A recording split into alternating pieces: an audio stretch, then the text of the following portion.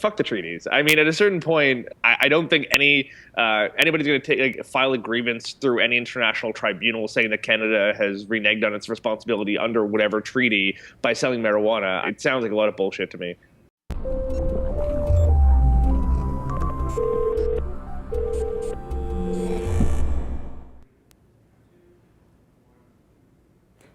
Hey, welcome to a very special Canadian edition of On the Line. Today we're going to be talking about Canada and how the country might change and shift, especially after electing our new Prime Minister, Justin Trudeau.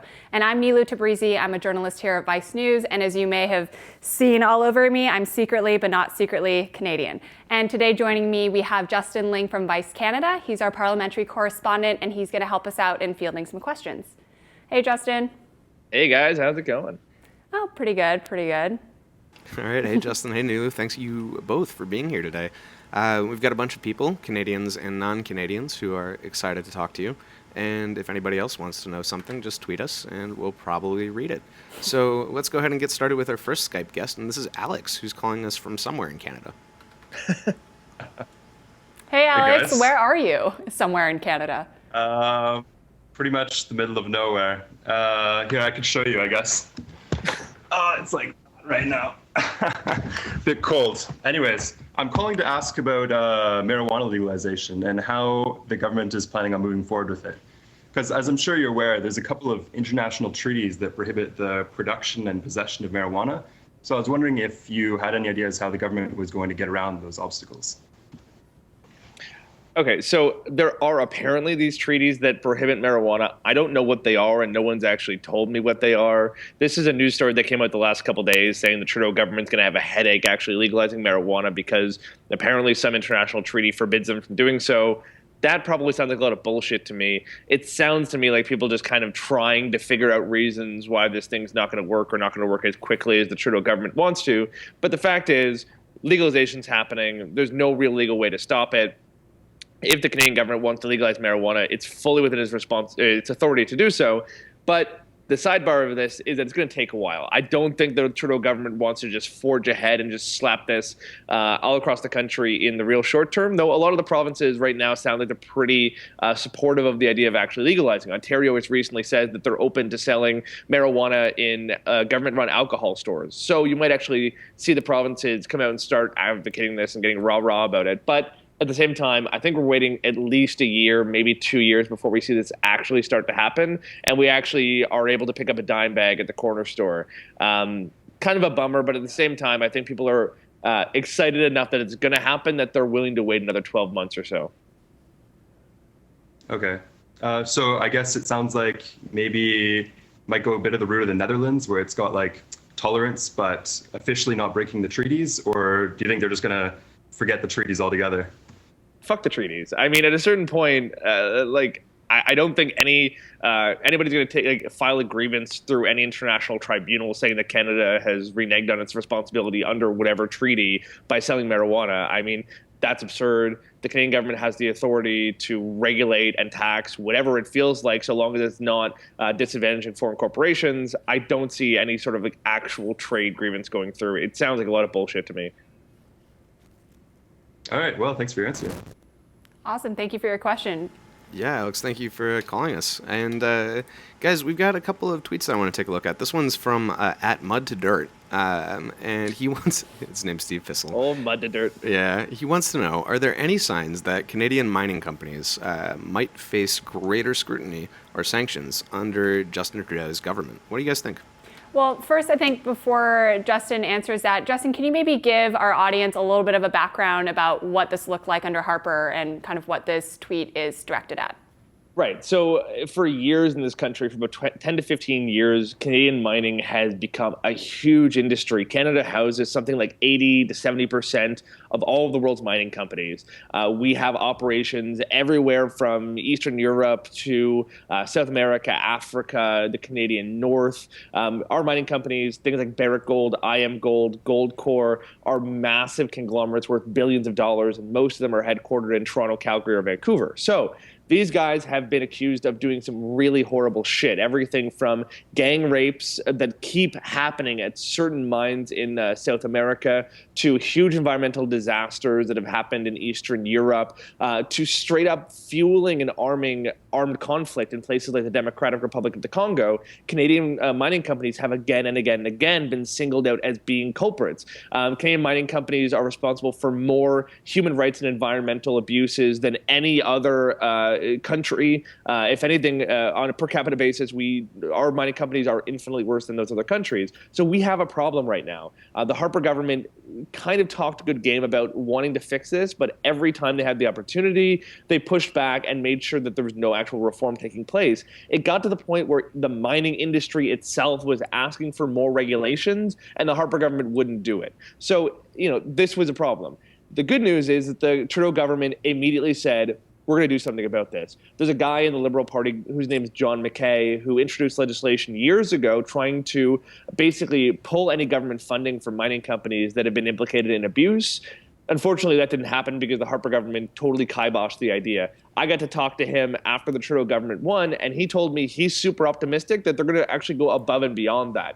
They're going to probably create an office, and that office's entire job is going to be to oversee the mining industry and basically reprimand any company caught acting badly. So, short answer, yes. Yes is the short answer. I mean, how difficult do you think it is to actually pull off a big change like that? I mean, what's it going to take? So some of the infrastructure is already there. They have basically a voluntary reporting mechanism that allows individuals in foreign countries to report abuses by Canadian mining. So under the Harper government, they had this system whereby they had a commissioner, and her job was to intake complaints. And so initially there was a bunch of optimism. You had people in South America coming to Canada, coming to this commissioner and saying, hey, listen, this mining company has done some really terrible shit. Can you look into this? In one case, there was basically beatings and possibly an assassination of several union activists in South America, and the Canadian mining company was totally implicated in it.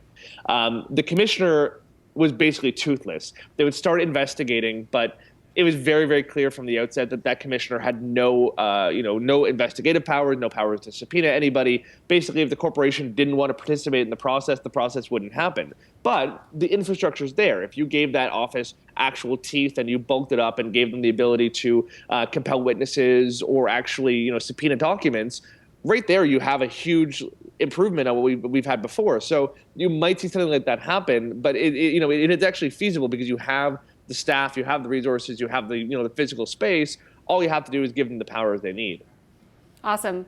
Justin, you're smart. I'm glad you work for us. This is exciting.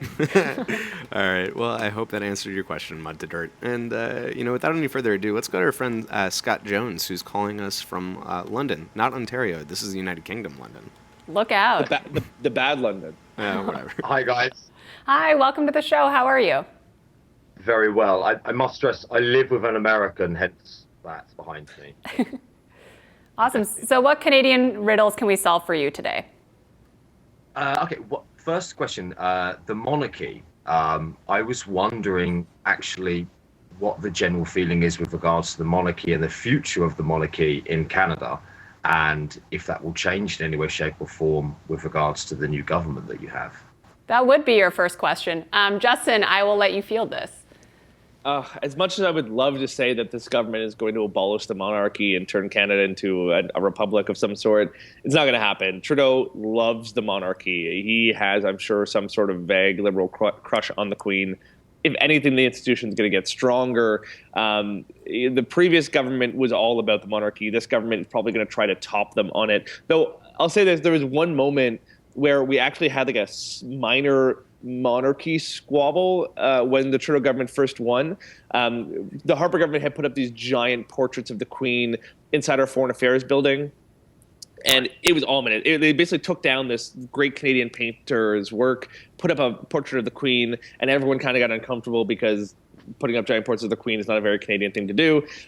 So when Trudeau won, one of the first things they did was take down the portrait and put the original paintings back up. And the Monarchist League, which I learned is a real thing, went ape shit. And it was like a minor political scandal, which was the worst scandal of all time. But unfortunately, people still seem to have some vague attachment to the Queen. Oh, well. Can't win them all. No. Fair enough. Fair enough. Do you have another Canadian conundrum for us? Oh, yes. Okay. So my second question would be, do you know, how did NATO react when you guys pulled out of Syria, that your Royal Air Force pulled out of Syria, and the fact that you're part of Five Eyes even, you have the same intelligence that we have, etc., etc. And I wasn't too sure of how that affected your standing within NATO. Oh, that's a good question. So first thing is we haven't actually pulled out against the fight against the Islamic State yet. Our fighter jets are still pounding targets in Iraq and Syria. Actually, we've stepped up the amount of airstrikes we've done in recent weeks. We've actually been running airstrikes almost every day, especially through Christmas and the New Year. And we've totally stepped up our bombing campaign, and we've been on some pretty important missions. The Trudeau government keeps saying it still wants to pull those jets out, though there's now some skepticism that they might actually flip-flop and say they're going to leave them there. We have the impression that there was definitely pressure put on from NATO, from the United States, and from the Iraqi and Kurdish governments asking Trudeau to leave the fighter jets there, and we get the sense that they might actually be bending on that request. I actually got to sit down with the chairperson of NATO, as well as representatives from the Kurdistan government, and they actually were pretty coy about this. They don't want to come out and start pressuring Canada publicly. They're definitely asking behind closed doors, but publicly what they're saying is Canada can do whatever it wants so long as it's not going to step back from the mission entirely and is going to make up the ending of the bombing campaign with something else like humanitarian aid or training missions. We're pretty happy. But at the same time, NATO is also relying on Canada to contribute serious air power and training capacity in Ukraine and Eastern Europe for a mission, for two different missions there. So I don't think NATO is exactly frustrated with us yet. I don't think it's happy that we're pulling out our fighter jets from the fight against the Islamic State. But at the same time, that's not actually a NATO mission. So I don't think it's going to totally upset the relationship. And when it comes to Five Eyes, Canada's actually stepped up its intelligence sharing contribution over the last couple of years. So I only imagine the Americans are even more happy with us when it comes to spying both at home and abroad. So the Snowden documents that were released over the last 6 months showed that Canada is an integral partner in tapping the fiber optic cables that run underneath the Atlantic Ocean and that basically can make up the internet. So I imagine that, while they might be a little bit annoyed that we're pulling out against the fight against the Islamic State, they're still happy that we're stepping up elsewhere. And it's worth noting that we're looking at leaving our other planes there. So while we might stop actually bombing ISIS, we might leave our surveillance and refueling aircraft, which are also pretty important for the air mission. So they don't seem happy, but I don't think it's the end of the world. Just a quick one on that is we had a lot of hoo-ha here in our parliament with regards to bombing Syria, and we had a vote, it failed, and then Obama didn't bother having a vote in America because he knew it would fail. We've had a vote go through now, which has been based upon there's 70,000 ground troops, etc., which we basically all know is BS. Did Canada have a similar kind of vote in your parliament? Because if you did, it wasn't covered here. We did. Though it was under a majority government from Stephen Harper. So it was pretty clear from the get-go that was going to be approved. It is interesting because it doesn't look like Trudeau is going to hold the similar vote. He actually will probably just pull out the fighter jets and not let Parliament have a vote on that, which is kind of interesting. But we did have a bit of a moment where it almost looked like this vote might not go through.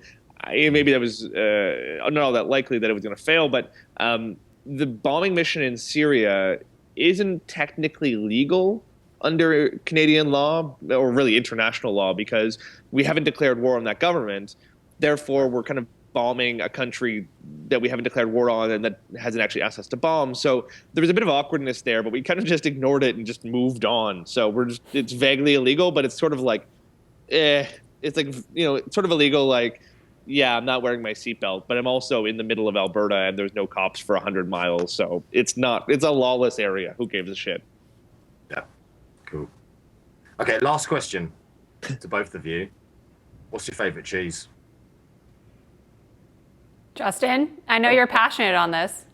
There's a really good Dragon's Breath cheese that is made in rural Nova Scotia that I have serious dreams about. I used to buy it at the farmer's market in Halifax, and I have like flashbacks about that cheese. It's so good.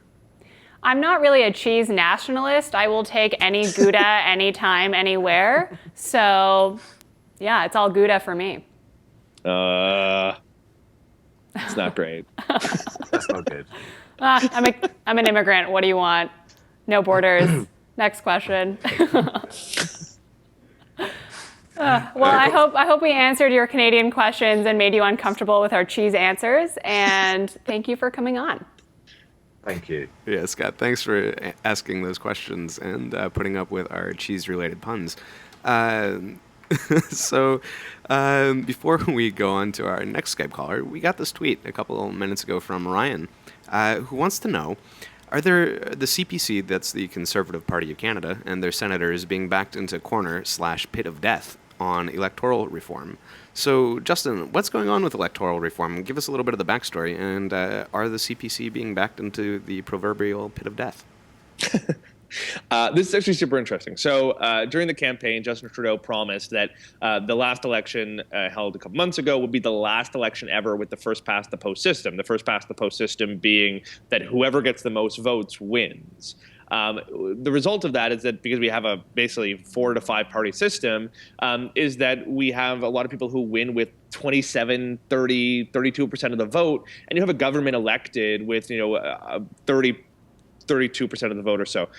So it's not a good system. No one really accepts that it's a good system. We've always kind of wanted to change it, but it's become such a headache to figure out what to replace it with. When 2 provinces, PEI and British Columbia, had their own referenda on trying to change the system, voters opted to stick with the status quo because the other alternatives were too complicated and weird. So Trudeau's promised that the last election will be the last one with the first past the post. And everyone kind of assumed that the result would be they would draw up a couple of options, maybe 1 or 2, and then they'd have a national referendum to decide which one they're going to go with. The problem is that as soon as Trudeau got elected, he said, oh, no, sorry, guys, we're just going to change it. Tough shit. So there's going to be no vote. The Canadian population is not going to have any say in what the new voting system looks like. And people are kind of freaking out about that. And the Conservative Party has particularly gone after this, saying, we're not going to let you change the voting system without holding a referendum. It's only fair that Canadians get to approve or deny the system and how they're going to elect the next government. Otherwise, it can be unfair, undemocratic, because it looks like the Liberals are going to pick a system that's going to benefit them the most. And obviously, that makes people uncomfortable because the Liberals could be creating a system that would keep them in power for most of forever. So anyway, the Conservatives have said their tactic right now, because they don't have enough seats in the House of Commons to do anything about it, is to hold up any legislation that changes our electoral system in the Senate. Our Senate is the worst. It is full of old party activists and fundraisers and corrupt idiots who are not elected, who are appointed for life or until they're 75 or 85, I forget.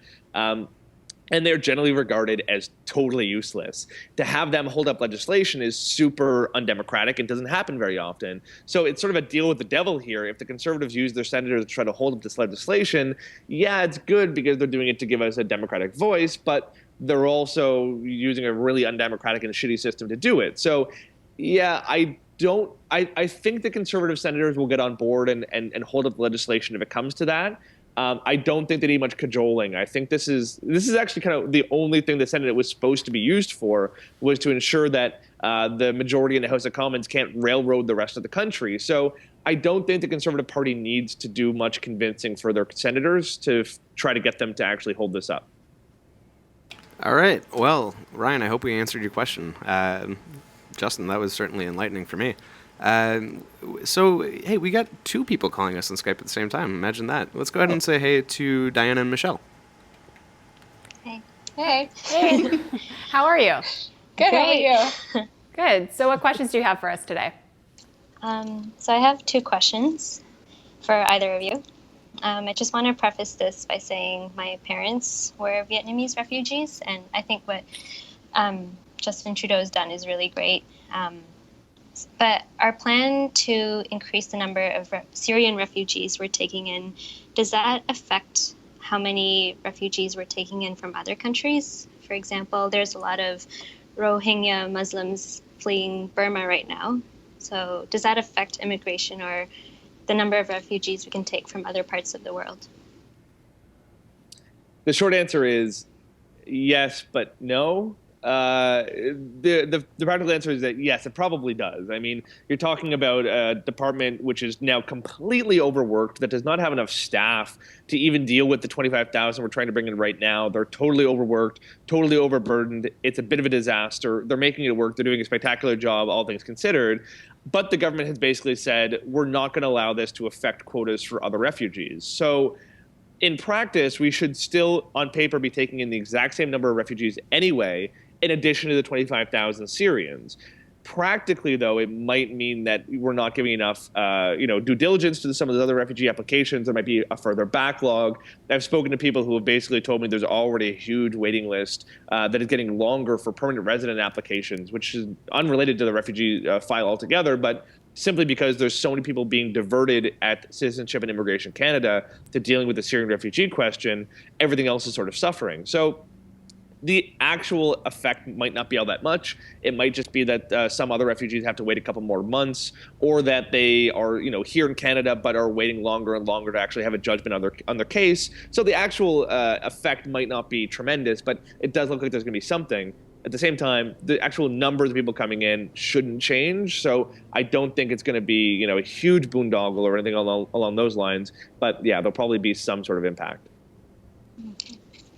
Thanks. My second question is about pipelines. Because our economy is based on resources, it seems like a necessary evil. But do we know how he will address land rights and the environmental costs when we continue to rely on pipelines?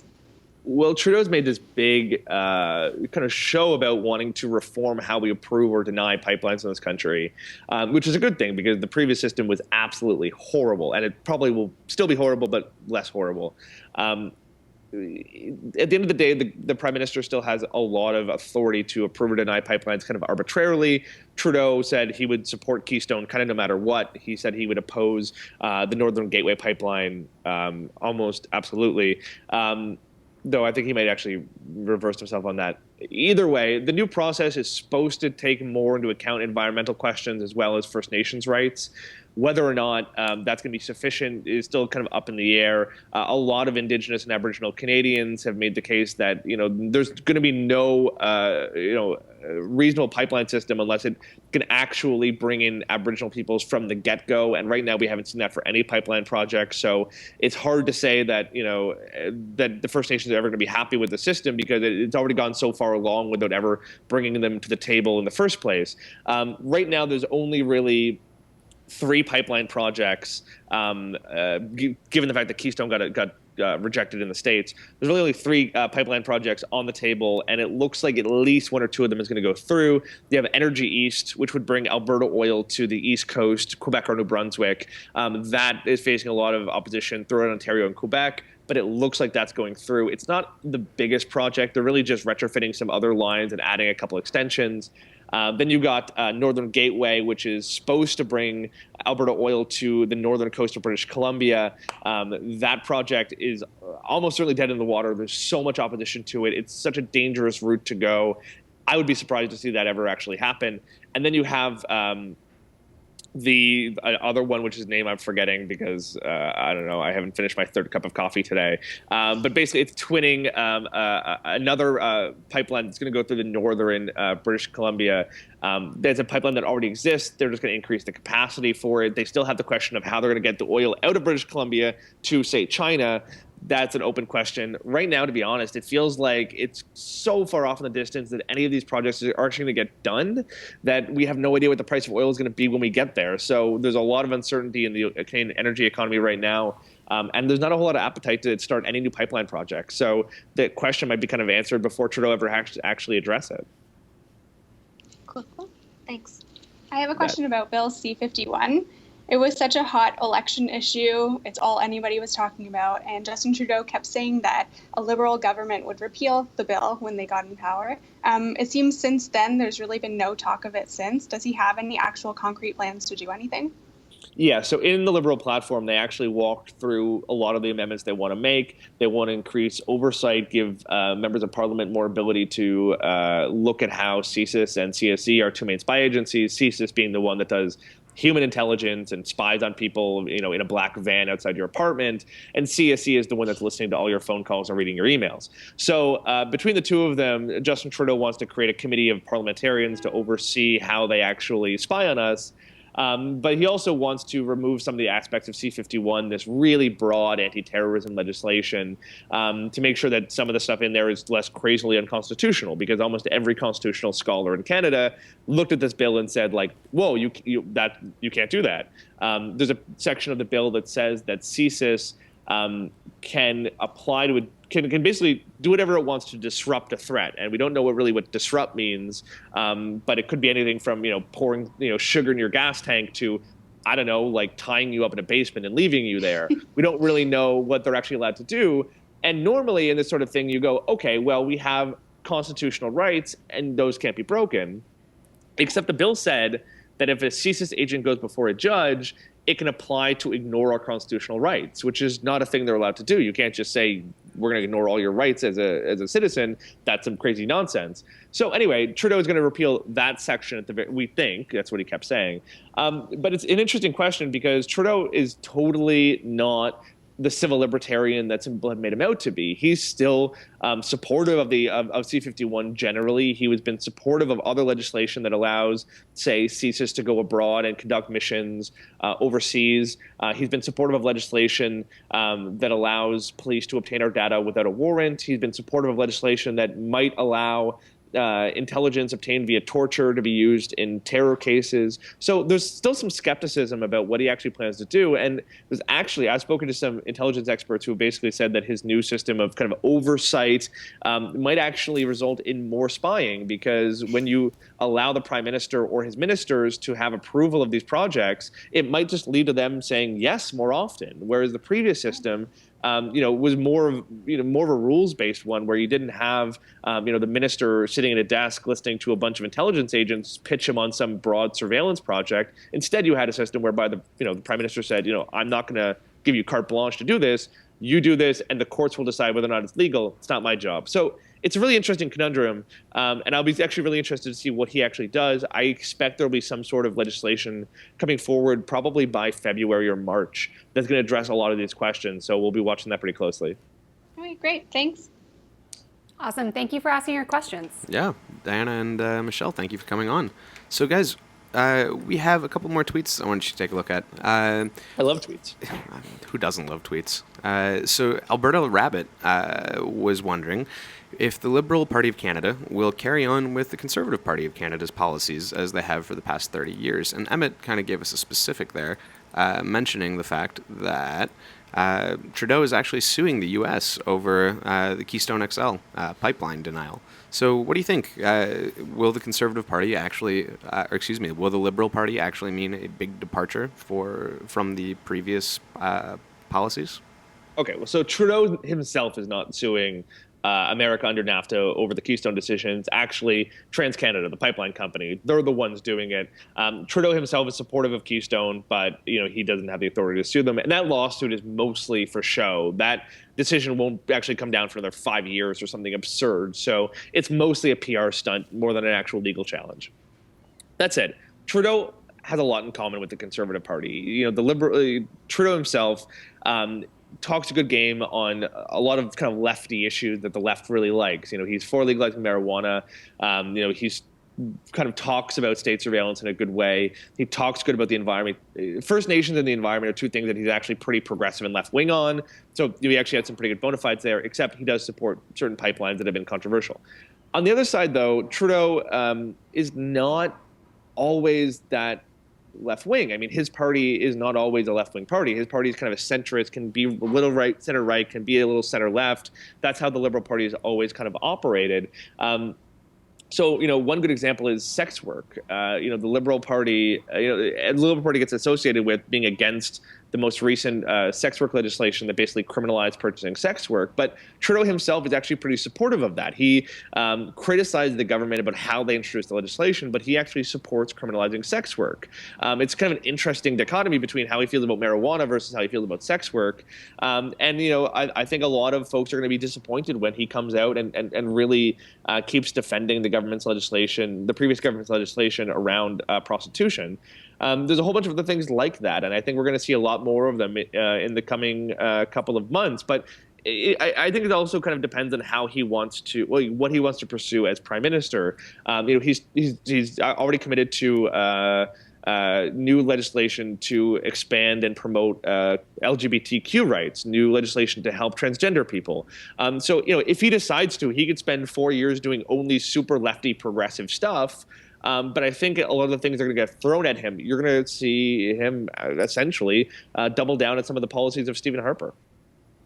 So I have a question. I mean, when we're talking about, how different will Trudeau's Canada be from Harper's Canada, there's a lot of things that Harper did that made our country look pretty shitty. And I think the one that sticks out for me as a Canadian living abroad is that there's a law passed that said that if you've lived outside of Canada for 5 or more years, you can no longer vote. The last election is the last one that I voted in. So to change something like that, I mean, can Trudeau do it? Is there an appetite to specifically change that? Is that kind of being swept under the rug? I mean, what do you think?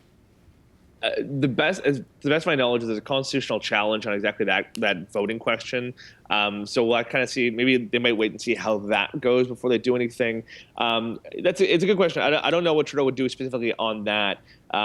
There's also some misunderstandings about that law. Basically, if you can still claim a residence in Canada, you're allowed to vote, which a lot of people didn't realize. So if your parents still live in Canada and you consider that like a secondary residence, you're still actually able to vote, as far as I know.